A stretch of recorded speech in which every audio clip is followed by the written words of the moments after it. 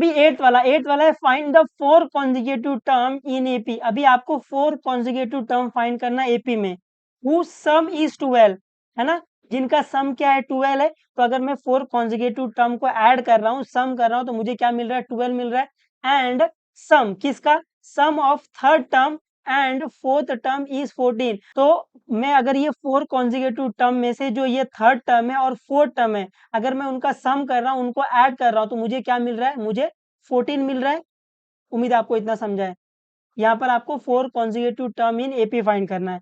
तो यहाँ पर आपको लिख के दिया assuming that 4 consecutive term in AP are a minus d, a plus d, a plus 2d। अगर आपको ये नहीं भी दिया रहता तो ये आपको आता है कैसे लिखते हैं, ठीक है। तो let the 4 consecutive term be a minus d, a plus d and a plus 2d। तो मान लेते हैं कि 4 कॉन्जिक्यूटिव टर्म ये है।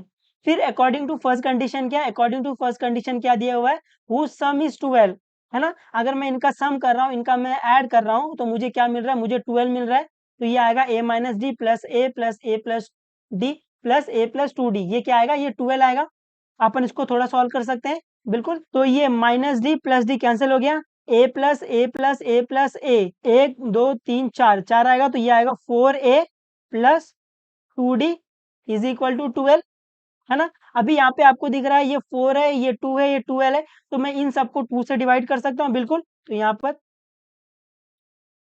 डिवाइडिंग बाय 2 और बोथ द साइड सबको 2 से डिवाइड कर दो, तो क्या मिल जाएगा आपको, तो यहाँ पर आपको मिल जाएगा 2a plus d is equal to 6,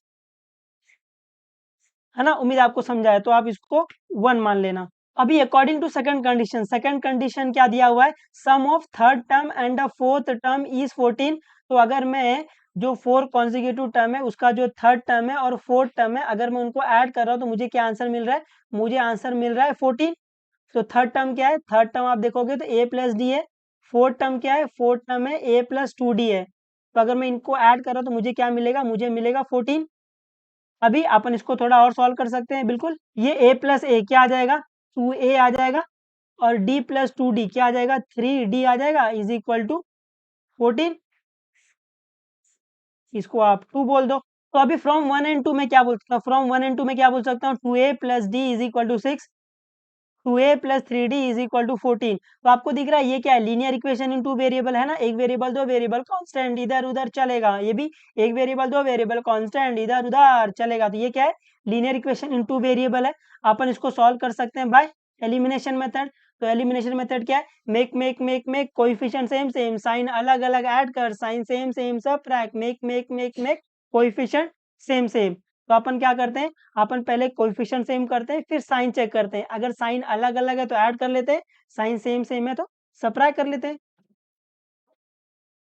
तो अभी अगर यहाँ पर आप देखोगे तो a का कोएफिशिएंट 2 है, a का कोएफिशिएंट 2 है, तो यहाँ पर दिख रहा है आपको कोएफिशिएंट पहले से सेम करके दे दिया है। तो अपन डायरेक्टली स्टेप नंबर 2 पे जंप मार लेंगे। स्टेप नंबर 2 क्या है, चेक द साइन। अगर साइन सेम सेम है तो सबट्रैक्ट, साइन अलग अलग है तो ऐड कर। तो साइन क्या दिख रहा है, ये प्लस है, ये प्लस है, तो साइन क्या है, साइन सेम सेम है, साइन सेम सेम सबट्रैक्ट। तो अपन क्या करेंगे, सबट्रैक्ट करेंगे।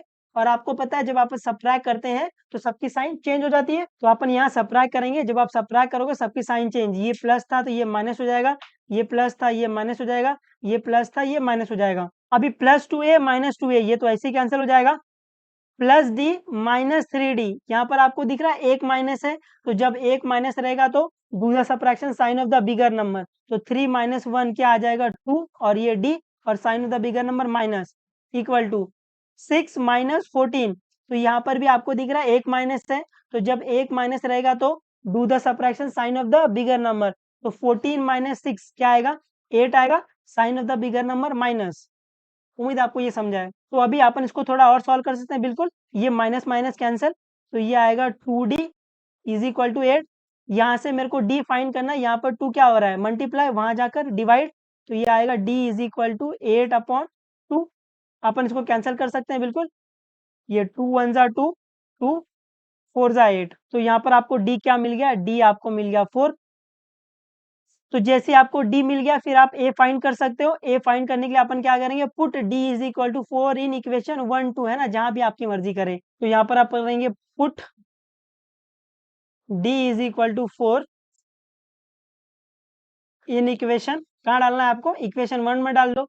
तो पहले इक्वेशन 1 चुपचाप लिख लो। इक्वेशन 1 क्या है, 2a plus d is equal to 6। तो अभी d is equal to 4 in equation 1, मतलब इक्वेशन 1 में जहां जहां डी वहां वहां 4, तो ये आ जाएगा 2a प्लस डी की जगह 4 आ जाएगा इज इक्वल टू 6। यहाँ पर मेरे को a फाइंड करना है, यहाँ पर 4 क्या हो रहा है प्लस, वहां जाकर माइनस, तो ये आएगा 2a is equal to 6 minus 4। अपन इसको थोड़ा और सॉल्व कर सकते हैं बिल्कुल। तो ये 2a is equal to 6 minus 4 क्या आ जाएगा, 2 आ जाएगा। अभी यहाँ पर मेरे को a फाइंड करना है, यहाँ पर 2 क्या हो रहा है मल्टीप्लाई, वहां जाकर डिवाइड, तो ये आ जाएगा a इज इक्वल टू 2/2। अपन इसको कैंसिल कर सकते हैं बिल्कुल। ये 2 1 जा 2, 2 1 जा 2, तो आपको a की वैल्यू क्या मिल गई, आपको a की वैल्यू मिल गई है 1। तो यहाँ पर आपको a इज इक्वल टू 1 मिल गया और d इज इक्वल टू 4 मिल गया है। उम्मीद है आपको ये समझा है, और ये कतई ईजी है ना, ये अपन चैप्टर 1 से करते आ रहे हैं। तो अभी थर्ड स्टेप में अपन 4 कॉन्जिक्यूटिव टर्म फाइंड कर लेंगे, है ना। अपने को वही फाइंड करने बोला है कि 4 कॉन्जिक्यूटिव टर्म फाइंड करना है। तो 4 कॉन्जिक्यूटिव टर्म लिख लो, तो क्या आएगा, 4 consecutive term a plus D, a minus D, और ये a प्लस 2d ऐसे।